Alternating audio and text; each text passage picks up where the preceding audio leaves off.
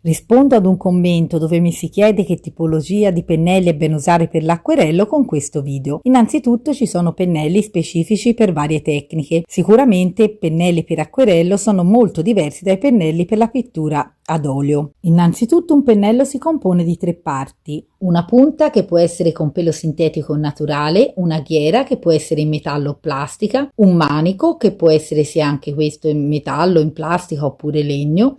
Il manico deve essere impugnato sopra la ghiera proprio per consentire movimenti ampi e di precisione. Ogni pennello ha sicuramente un suo specifico utilizzo.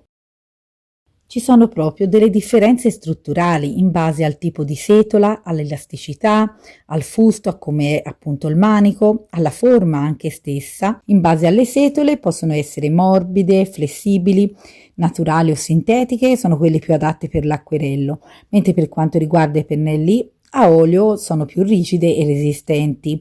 L'elasticità per quanto riguarda i pennelli ad acquerello è molto alta, la ritenzione dell'acqua, e sono morbidi proprio al tocco. Per la pittura a olio invece sono molto più rigidi, proprio per spingere la pittura che deve essere più densa.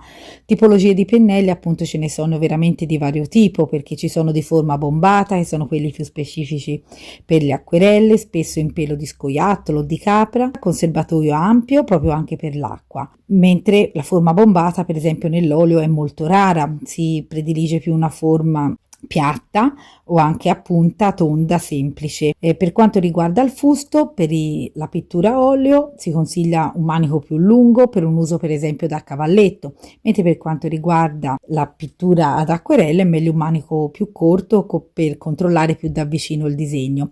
Vi mostro per esempio come un pennello generico trattenga l'acqua, a differenza di un pennello invece per acquerello che riesce a trattenere l'acqua. Pur passandolo una sola volta in un contenitore con un po' d'acqua, riesce a incamerarla e tenerla molto a lungo. Questo consente appunto con i pennelli d'acquerello di poter, in base alla pressione esercitata, lasciar cadere l'acqua gradualmente. Oppure allo stesso tempo si può anche con un pennello d'acquerello che viene asciugato e passato su una spugna o un panno, si può addirittura rimuovere il colore e riassorbire l'acqua che si è messa per esempio in eccesso.